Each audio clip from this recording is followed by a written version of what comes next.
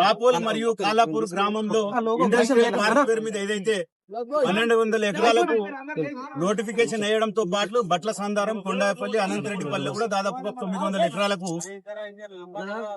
Notification వేయడంతో కొన్ని రోజుల కింద కొన్ని గ్రామాల్లో ఈ యొక్క భూసేకరణ గురించి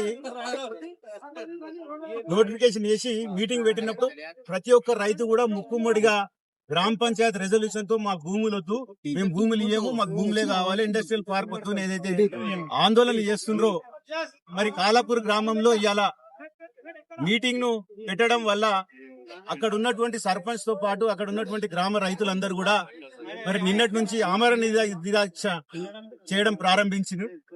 మరి వారిని పరామర్శించడానికి వెళ్లే సందర్భంలో నన్ను మరి ఇవాళ పొద్దున్న నుంచి కూడా రంగాపూర్ లో అరెస్ట్ చేసి ఇప్పటి వరకు కూడా సంగంలో పోలీస్ స్టేషన్ లో పెట్టడం. ఎందుకంటే ప్రభుత్వం ఉన్నది అనేది ప్రజల పక్షాన ఉండాలి, రైతుల పక్షాన ఉండాలి.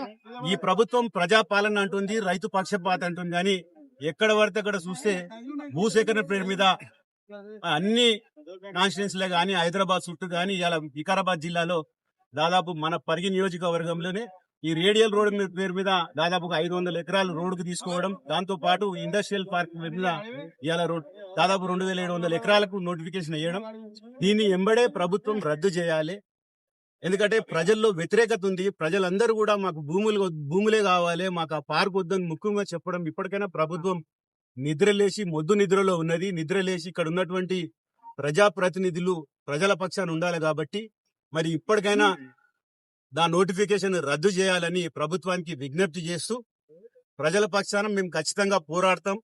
ఎంతటి వరకైనా జైలుకి వెళ్ళని కూడా మేము సిద్ధంగా ఉన్నాం. కాబట్టి తప్పకుండా ఆ ప్రజల పక్షాన పోరాడి ఆ భూములు పోకుండా మేము బీఆర్ఎస్ పార్టీ అండగా ఉంటదని మరి నాకు సంఘీభావం వచ్చినటువంటి మా జిల్లా మాజీ అధ్యక్షుడు, వికారాబాద్ మాజీ శాసనసభ్యులు ఆనంద్ గారితో పాటు అన్ని మండలాల నుంచి చేసినటువంటి మా బీఆర్ఎస్ నాయకులకు అందరు కూడా పేరు పేరున, అదేవిధంగా జర్నలిస్టులకు అందరు కూడా పేరు పేరున ధన్యవాదాలు తెలియజేస్తున్నాను. జై తెలంగాణ.